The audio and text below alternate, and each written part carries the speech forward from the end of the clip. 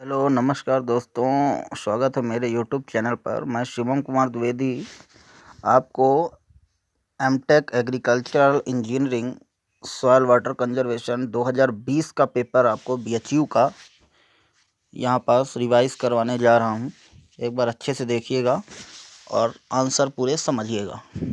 तो first question जो 2020 में आया था उसका फर्स्ट क्वेश्चन है, capillary water is held in the soil due to.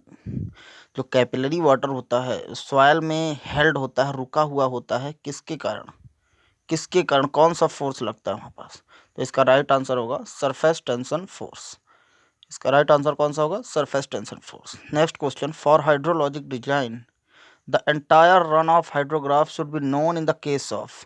पूरे एक हाइड्रोलॉजिक डिजाइन में पूरा का पूरा जो रन ऑफ होता है वो किसके सहायता से जाना जा सकता है? एक पूरा का पूरा रन ऑफ। इसका तो राइट आंसर होगा ड्रॉप इनलेट स्पिलवे। जो ड्रॉप इनलेट स्पिलवे होता है उसमें पाइप्स होती हैं, दो तरह की पाइप्स होती हैं, एक वर्टिकल पाइप होती है, एक हॉरिजॉन्टल पाइप होती है। तो पाइप से जो फ्लो होगा तो उससे हम इंटायर रन ऑफ को मेजरमेंट ज़्यादा एक्यूरेसी के साथ कर सकते हैं। और बाकी जो शूट स्पिलवे है, ड्रॉप स्पिलवे है, इसमें क्या है, पाइप नहीं होते। ड्रॉप स्पिलवे में वियर स्ट्रक्चर होता है। वियर से भी हम फ्लो मेजरमेंट कर सकते हैं, लेकिन उतनी एक्यूरेसी नहीं आएगी जितनी एक्यूरेसी हमारी ड्रॉप इनलेट स्पिलवे में आएगी। फिर थर्ड क्वेश्चन है, a watershed of 1000 hectare is discharging through a drain at an average rate of 2 meter cube per second. The drainage coefficient of watershed is। तो इसका जो राइट आंसर है 1.73। अब ये आएगा कैसे, इसको सॉल्व करने का मैं आपको तरीका बताता हूँ। देखो, जो अपना वाटरशेड है, वाटरशेड का एरिया कितना दिया, 1000 हेक्टेयर।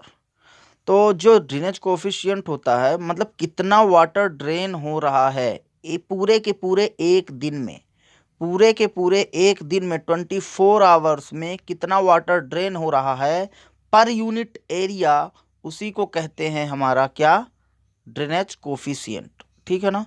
हमारे एरिया, हमारे एक डेफिनेट एरिया, जैसे 1000 हेक्टेयर का एरिया है, उतने एरिया से प्रतिदिन कितना वाटर, मतलब कितना वाटर क्या हो रहा है, ड्रेनेज हो रहा है, निकासित हो रहा है, बाहर जा रहा है पानी, वही कहलाता है हमारा ड्रेनेज कोफिशिएंट।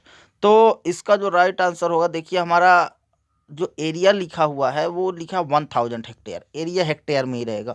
और जो हमारा डिस्चार्ज गिवन है आपको, तो क्या गिवन है डिस्चार्ज, 2 मीटर क्यूब पर सेकेंड। तो 2 मीटर क्यूब पर सेकेंड गिवन है डिस्चार्ज, तो 2 मीटर क्यूब पर सेकेंड को आप डे में बदल ले, मतलब एक सेकेंड में डिस्चार्ज हो रहा है 2 मीटर क्यूब का, तो एक दिन में कितना होगा, एक सेकेंड में इतना हो रहा है, तो एक मिनट में होगा मल्टीप्लाई बाई 60। ठीक है, एक घंटे में होगा मल्टीप्लाई बाई 60, मतलब 2 मल्टीप्लाई बाई 300, 3600। और उसके बाद 1 आवर में होगा, 1 आवर में हो गया 3600 का मल्टीप्लाई करा दिए, तो 1 डे में कितना होगा, 24 का मल्टीप्लाई करा देंगे, तो जितना आएगा उसमें हम हेक्टेयर एरिया को डिवाइड कर देंगे तो आ जाएगा हमारा ड्रेनेज कोफिशिएंट। ठीक है ना। तो नेक्स्ट क्वेश्चन है, furrows of 100 meter length and spaced 1 meter apart are applied with the 0.12 meter depth of water in 50 minutes. The required size of irrigation stream is। तो इसका राइट आंसर होगा, इसका right answer होगा आपका 4 multiply by 10⁻³ metre cube पर second.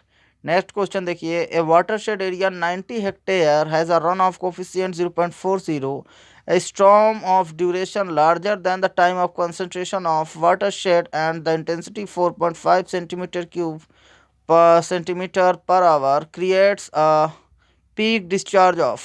तो इसका जो राइट आंसर होगा वो होगा 4.5 मीटर क्यूब पर सेकंड। इसमें जो हमारा फार्मूला लगेगा, ये आई थिंक उसका फार्मूला लगेगा आपका, जो पीक डिस्चार्ज का रैशनल मेथड वाला जो फार्मूला होता है, रैशनल मेथड वाला फार्मूला होता है कौन सा, CIA/360, वो वाला फार्मूला लगेगा इसमें। तो लगा के इसको सॉल्व कर लीजिएगा। ठीक है, a third order stream join a second order stream.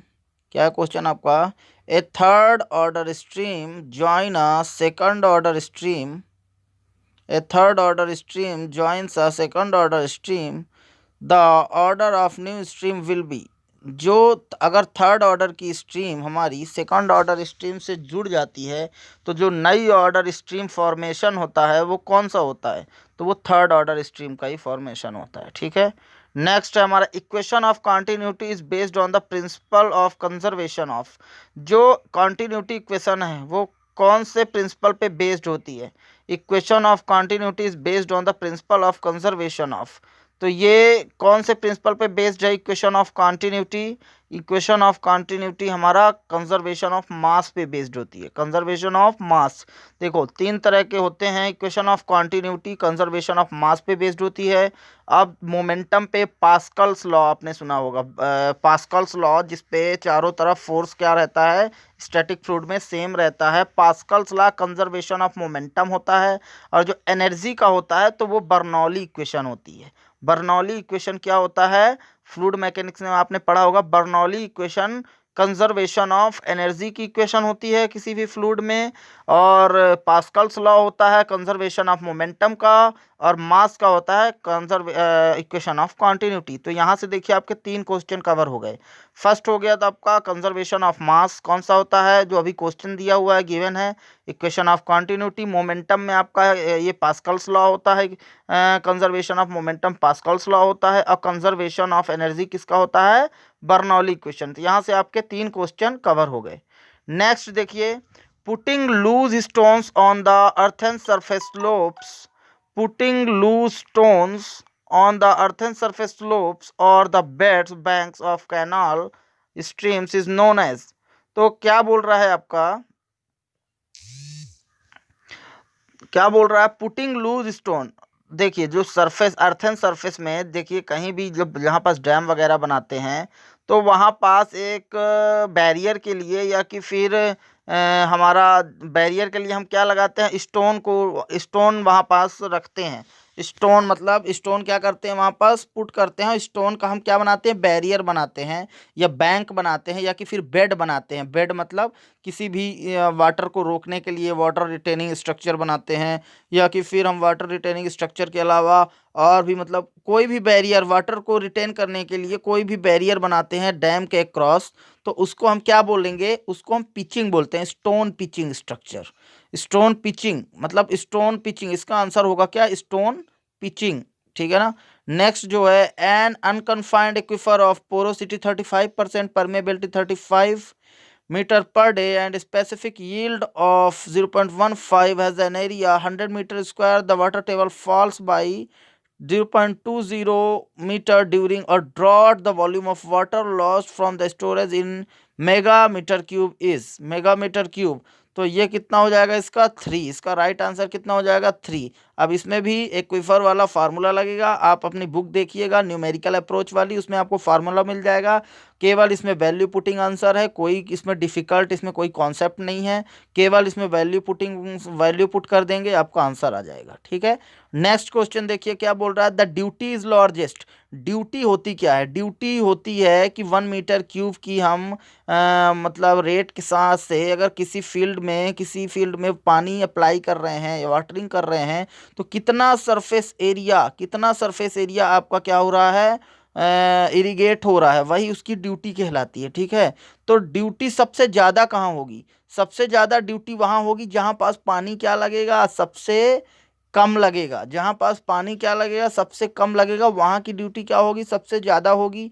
और जहाँ पानी सबसे ज़्यादा होगा वहाँ की ड्यूटी क्या होगी? सबसे कम होगी। तो on the field at the head of main canal, at the head में तो पानी बहुत ज़्यादा होता है, तो हेड में तो कभी नहीं हो सकता, क्योंकि हेड में जितना पानी बिना किसी लॉस के जहाँ से पानी निकल रहा है, कैनाल से पानी निकल रहा है, वहाँ पास तो पानी बहुत ज़्यादा होगा सबसे। ठीक है ना। ऑन द फील्ड थर्ड क्या है? Same of all, her place पे ड्यूटी सेम नहीं होती, क्योंकि जब कैनाल हेड से पानी निकलेगा तो कुछ लॉसेस भी होगा, थोड़ा बहुत 2-4%, 10% मान लो सीपेज लॉसेस होंगे और मतलब कन्वेंस लॉसेस होंगे। सारे लॉसेस होने के बाद जो पानी पहुंचेगा फील्ड में तो थोड़ा सा कम ही पहुंचेगा, उतना तो नहीं पहुंचेगा जितना हमने मेन कैनाल से पानी को डिलीवर किया है, उतना पानी तो अपना फील्ड में पहुंचेगा नहीं। पानी जितना भी डिलीवर किया है उससे कुछ कुछ क्वांटिटी में थोड़ा कम ही पहुंचेगा।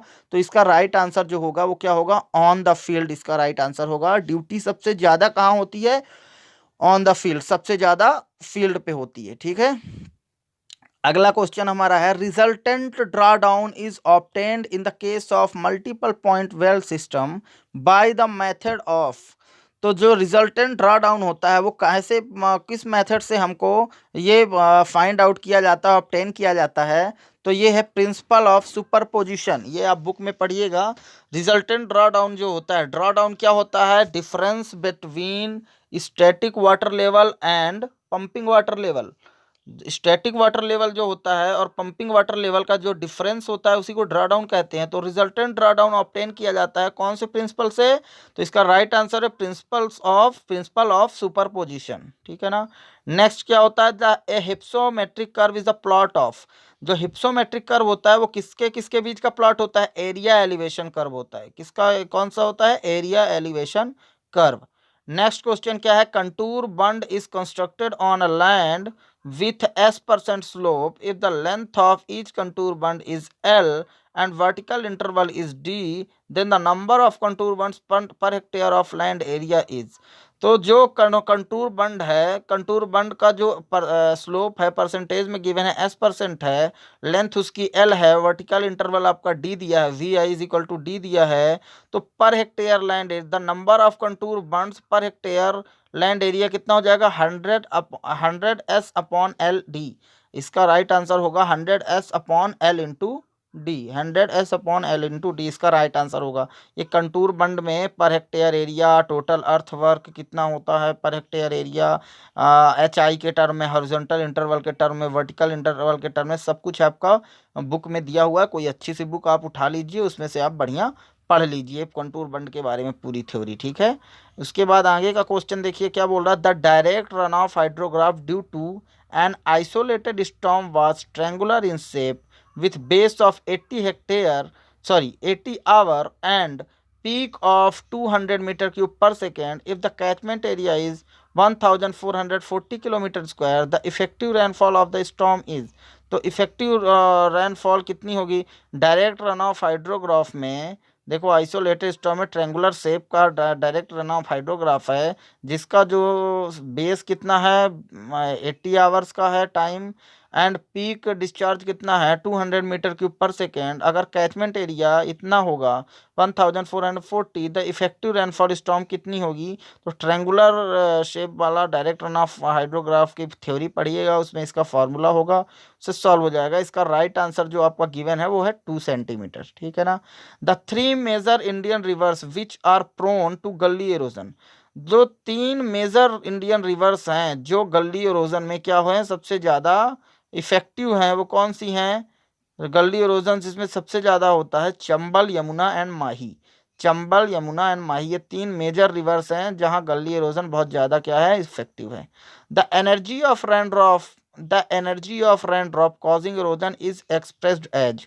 एनर्जी ऑफ रेन ड्रॉप, जो रेन ड्रॉप की एनर्जी होती है, कौन सी एनर्जी, रेन ड्रॉप की एनर्जी कॉजिंग एरोजन, एरोजन को करने के लिए, मतलब जो मृदा को क्षरण करता है उसकी जो वाटर जो हमारा रेन ड्रॉप होता है, रेन ड्रॉप क्या करता है, सॉयल को क्या करता है, एरोड करता है, एरोडिंग करता है, एरोजन होता है, सॉयल एरोजन। तो जो एनर्जी होगी, काइनेटिक एनर्जी होगी, तो उसका जो यूनिट होगा वो क्या होगा, तो उसका यूनिट होगा मेगामीटर मिलीग्राम पर हेक्टेयर mm। ये आपका उसका यूनिट का राइट आंसर है, ठीक है। The area between the iso Heights 45 centimetre and 55 centimetre in is 100 kilometre square, and between 55 centimetre and 65 centimetre is 150 kilometre square. The average depth of annual precipitation over the above basin of 250 kilometre will be. तो क्या बोल रहा है, जो iso Heights, 2 iso Heights दिए हुए हैं, देखो इसमें दिया हुआ है क्या, 45 सेंटीमीटर और 55 सेंटीमीटर के आइसो हाइट्स के बीच का जो एरिया है वो कितना है, 100 किलोमीटर स्क्वायर है, ठीक है ना। और 55 किलोमीटर सेंटीमीटर एंड 65 सेंटीमीटर के बीच की आइसोहाइट्स का जो हमारा एरिया है वो कितना है, 150 किलोमीटर स्क्वायर है। तो the average depth of annual precipitation over, तो एवरेज डेप्थ अपने को निकालना है basin 250 kilometre square will be. तो इसमें भी आइसोहाइट्स का फार्मूला होता है, मेरे को भी तो याद नहीं आ रहा, हाँ शायद ऐसा होता है, P1 + P2/2 into A1 plus P2 + P3/2 into A2, ऐसा करके फिर फार्मूला होता है अपॉन में A1 + A2। तो ये एवरेज एनुअल रेनफॉल, डायरेक्ट आप इस पे फार्मूला रखेंगे। P1 + P2 कितना दिया, P1 P2 आपका कितना दिया है, 45 55 इंटू अपॉन में 2 करेंगे, इंटू में 100 किलोमीटर स्क्वायर करेंगे, एंड प्लस करेंगे, फिर कितना आ जाएगा ये P2 है, ये P3 है, P2 + P3/2 करेंगे, इंटू 150 किलोमीटर स्क्वायर करेंगे, अपॉन में कर देंगे A1 + A2। तो आपका आंसर निकल के आ जाएगा 56 सेंटीमीटर। ठीक है। According to Dickens formula for the estimating floods, the peak discharge is proportional to, Dickens formula के अनुसार एस्टिमेटिंग फ्लड्स, तो पीक डिस्चार्ज किसके प्रोपोर्शनल होता है। डिकन्स फार्मूला क्या करता है, फ्लड मेजरमेंट का एक फार्मूला है। ठीक है। तो इसका जो फार्मूला होता है वो पीक डिस्चार्ज इक्वल टू कितना होता है, CD इंटू A⁴। क्या होता है, CD इंटू A⁴, ये डायरेक्ट फार्मूला होता है। ठीक है ना। और ये कहाँ वैलिड होता है, ये अपना मतलब डिकेंस फार्मूला जो होता है वो सेंट्रल एंड नॉर्थर्न रीजन में क्या होता है, वैलिड होता है। ठीक है ना। और the geologic formation which can store and also transmit water is known as, एक ऐसा जियोलॉजिकल फॉर्मेशन जहाँ जो वाटर को क्या कर सकता है, स्टोर कर सकता है एंड ट्रांसमिट भी कर सकता है। मतलब वाटर स्टोर भी कर सकता है, वाटर को संरक्षित भी कर सकता है, और क्या कर सकता है, ट्रांसमिट भी कर सकता है। तो कौन होता है, वो एक्वीफर होता है। ठीक है। A centrifugal pump will be more efficient if it's, एक सेंट्रीफ्यूगल पंप जो है वो ज़्यादा एफिशिएंट कब होगा, ज़्यादा एफिशिएंसी उसकी कब होगी, जब impeller has backward curved veins, जो एम्पेलर की वेन्स होंगी, जो एम्पेलर की क्या होंगी, वेन्स होंगी, वो बैकवर्ड माने पीछे साइड कर्व्ड होंगी। ठीक है ना, बैकवर्ड कर्व्ड वेन्स होंगी। First national water policy was adopted in, जो पहली नेशनल वाटर पॉलिसी कब आई थी, 1987 में। कब आई थी, 1987 में। रटने वाला क्वेश्चन है, रट लीजिएगा बुक से। ठीक है। A watershed 600 hectare in area experienced a rainfall uniform intensity 2 centimetre per hour, 2 centimeter per hour for a duration 8 hour if the resulting surface runoff is measured 0.6 megameter cube, the average infiltration capacity during the storm is, तो इसका जो right answer होगा वो होगा 0.75 centimetre per our. ये भी formula based question है।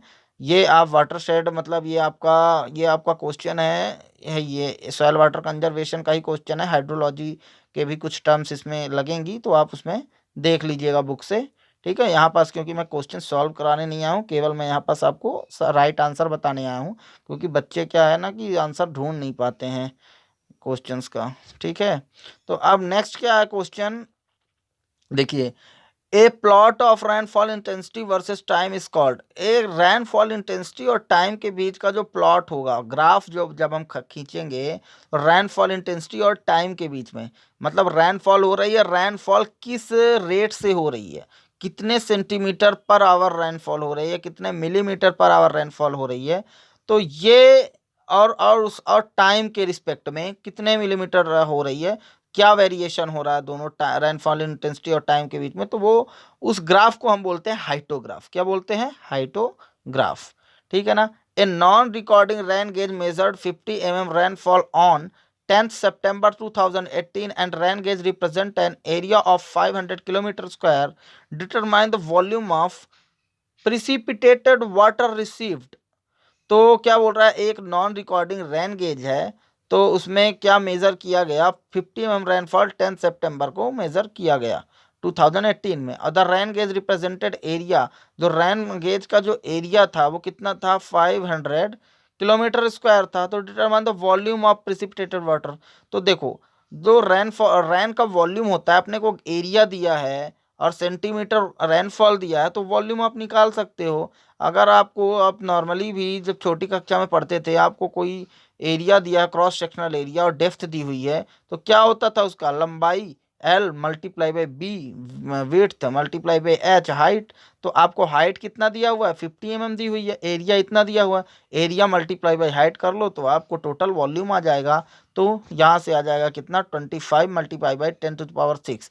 ये किलोमीटर स्क्वायर है और ये mm में है, इनको सबको मीटर क्यूब में कन्वर्ट कर लो तो इतना आंसर आ जाएगा आपका। ठीक है, next question, a triangular channel the top width and depth of flow 2 metre and 0.90 metre respectively, velocity measurement on the central line at 18 centimeter and 72 centimeter below water surface indicates velocity 0.60 meter per second and 0.40 meter per second respectively. The discharge in the channel in meter cube per second is, इसका जो right answer होगा आपका वो कितना होगा, 0.45 होगा। अब इसको सॉल्व कराने के लिए मैं अलग से वीडियो बना दूंगा, पहले अभी यहाँ पास क्या करिए, बड़ा क्वेश्चन है, थोड़ा ज़्यादा बड़ा नहीं है, फॉर्मूला बेस्ड ही है, थोड़ा सा कॉन्सेप्ट लगेगा हल्का सा, ठीक है ना।